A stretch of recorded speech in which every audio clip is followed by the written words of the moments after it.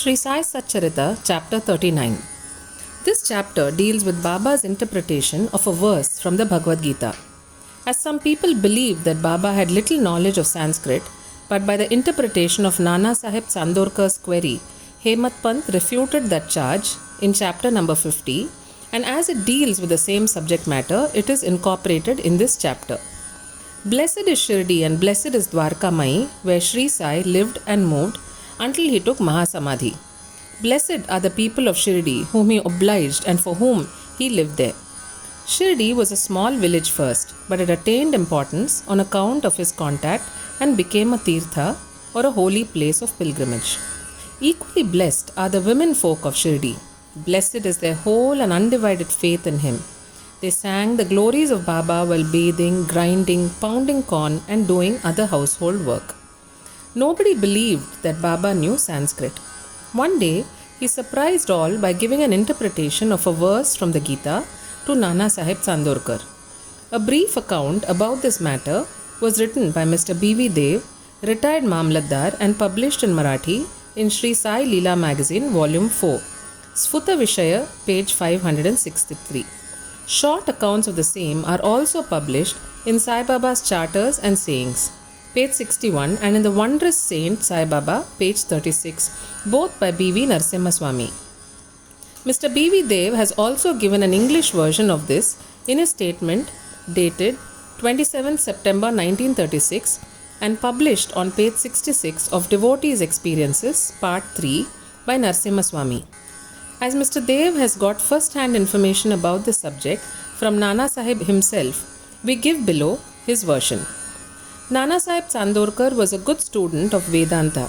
He had read Gita with commentaries. He fancied that Baba knew nothing of Sanskrit texts. So Baba one day pricked the bubble.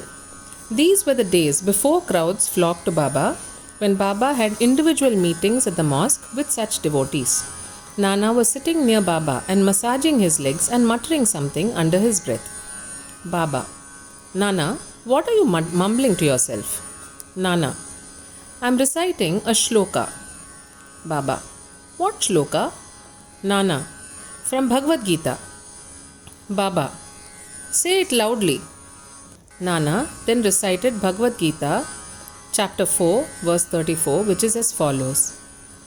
Tatvidhi pranipatena pariprashnena sevaya upadekshanti te jnanam jnaninashtattvadarshinaha. Baba: Nana, do you understand it? Nana: Yes. Baba: If you do, then tell me its meaning. Nana: It means this: making Sashtang Namaskar, that is prostration, asking the Guru, serving him, learn what this knowledge is. Then those who have attained the real knowledge of the Sadvastu or Brahma will give you Upadesha or instruction of knowledge. Baba: Nana, I do not want this sort of collected purport of the whole stanza. Give me each word, its grammatical force and meaning. Then Nana explained it word by word. Baba: Nana, is it enough to merely make prostration?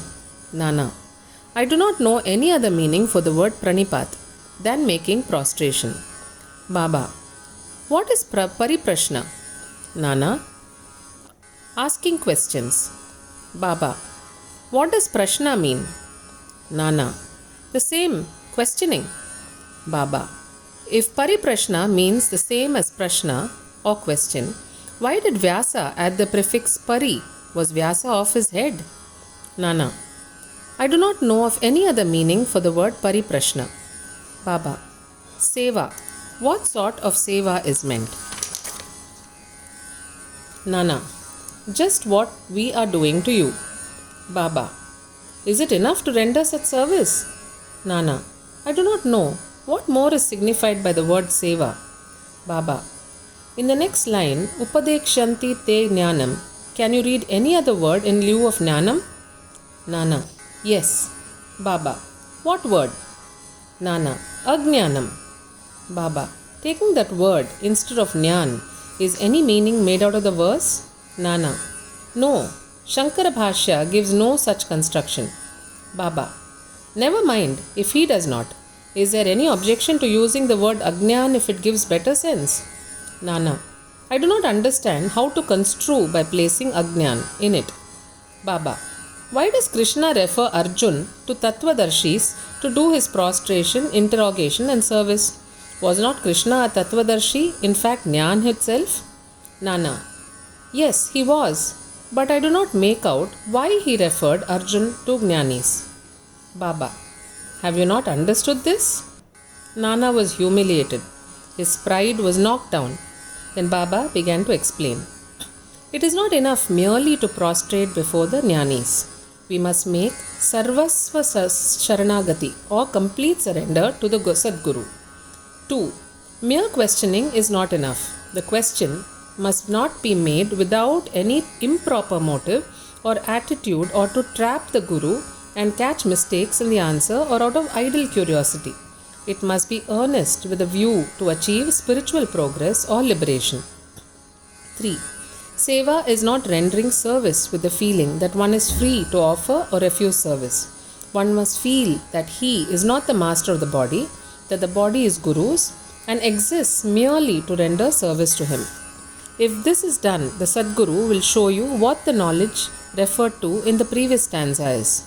Nana did not understand what is meant by saying that a Guru teaches Agnan. Baba, how is Jnana Upadesh, that is imparting of realization to be effected? Destroying ignorance is Jnana. Of verse OV 1396 of Jnaneshwari, commenting on Gita, chapter 18, verse 66, says, removal of ignorance is, O Arjun, if dream and sleep disappear, you are yourself. It is like that. Also, OV 83 on Gita, chapter 5, verse 16 says, is there anything different or independent in Jnana besides the destruction of ignorance? Expelling darkness means light. Destroying duality or Dvaita means non-duality, that is Advaita. Whenever we speak of destroying Dvaita, we speak of Advaita. Whenever we talk of destroying darkness, we talk of light. If we have to realize the Advaita state, the feeling of Dvaita in ourselves has to be removed. That is the realization of the Advaita state. Who can speak of Advaita while remaining in Dvaita state? Unless one gets into that state of non-duality, how can one know it and realize it? Again, the Sishya or disciple, like the Sadguru, is the embodiment of Jnana. The difference between the two lies in the attitude, high realization of Sadguru and his marvelous superhuman sattva or beingness, and unrivaled capacity and Aishwarya Yoga, divine powers. The Sadguru is Nirgun, Sat Chitanand. He has indeed taken human form to elevate mankind and raise the world. But his real Nirgun nature is not destroyed thereby even a bit. His existence or reality, divine power and wisdom remain undiminished. The disciple also, in fact, of the same Swarupa. But it is overlaid by the effect of the sanskars of innumerable births in the shape of ignorance, which veils his view that he is Shuddha Chaitanya. See Bhagavad Gita, chapter 5, verse 15. As stated therein, he gets the impressions, I am Jiva, a creature, meek and poor. The Guru has to root out these offshoots of ignorance and has to give Upadesh or instruction. To the disciple, held spellbound for endless generations by the ideas of his being a Jiva, the Guru imparts the teaching, you are God, you are mighty and opulent. Then he realizes that he is God really. The perpetual delusion under which the disciple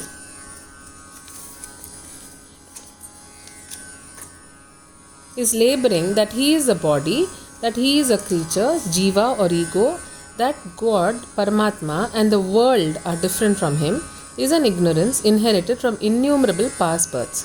From actions based on it, he has derived his joy, sorrows and mixtures of both. To remove this delusion, this error, this root ignorance, he must start the inquiry. How did the ignorance arise? Where is it? And to show him this is called the Guru's Upadesh. The following are the instances of Agnan. 1. I am a Jiva or creature. 2. Body is the soul. I am the body. 3. God, world and Jiva are different. 4. I am not God. 5. Not knowing that body is not the soul. 6. Not knowing that God, world and Jiva are one. Unless these errors are exposed to his view, the disciple cannot learn what is God, Jiva, world, body, how they are interrelated and whether they are different from each other or are one and the same. To teach him these and destroy his ignorance is this instruction in Jnana or Ajnana.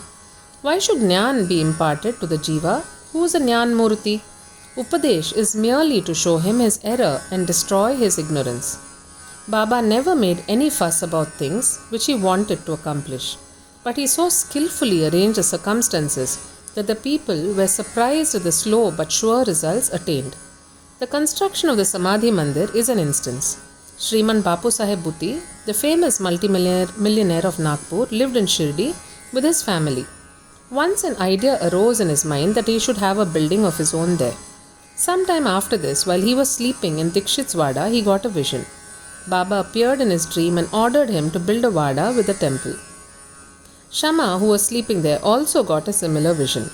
When Bapu Saheb woke up, he saw Shama crying and asked the latter as to why he was in tears. Shama replied that in his vision, Baba came to him and ordered distinctly, "Build the Vada with the temple. I shall fulfill the desires of all." On hearing the sweet and loving words of Baba, I was overpowered with emotion. My throat was choked, my eyes were overflowing with tears, and I began to cry. Bapu Saheb was surprised to see that both their visions tallied. Being a rich and capable man, he decided to build a Vada there and drew up a plan with Shama, Madhav Rao. Kaka Saheb Dikshit also approved of it, and when it was placed before Baba, he also sanctioned it immediately. Then the construction work was duly started, and under the supervision of Shama, the ground floor, the cellar, and the well were completed. Baba, on his way to and from Lendi, also suggested some improvements. Further work was entrusted to Bapu Saheb Zog, and it was going on. An idea struck Bapu Saheb Bhuti's mind that there should be an open space or platform, and in the center, the image of Murlidhar or Lord Krishna with the flute be installed. He asked Shama to refer this matter to Baba and get his consent. The latter asked Baba about this when he was just passing by the Vada. On hearing Shama, Baba gave his consent, saying, "After the temple is complete, I will come there to stay." And staring at the Vada, he added, "After the Vada is complete, we shall use it ourselves. We shall live, move and play there, embrace each other and be happy." Then Shama asked Baba whether this was the auspicious time to begin the foundation work of the central room of the shrine. Baba answered in the affirmative. Then Shama got a coconut broken there and started the work. In due time, the work was completed and an order was also placed for making a good image of Murlidhar. But before it was ready, a new situation turned up. Baba became seriously ill. Bapu Saheb became very sad and dejected, thinking that if Baba passed away, his Vada would not be consecrated by the holy touch of Baba's feet, and all his money, about 1,00,000 rupees, would be wasted away. But the words, "Keep me in the Vada," which came out of Baba's mouth just before his passing away, consoled not only Bapu Saheb but one and all. In due time, Baba's holy body was placed and preserved in the central shrine meant for Murlidhar, and Baba himself became Murlidhar, and the Vada thus became the Samadhi Mandir of Sai Baba. His wonderful Leela is unfathomable. Blessed and fortunate is Bapu Saheb Bhuti, in whose Vada lies the holy and the pure body of Baba. Bow to Sri Sai. Peace be to all.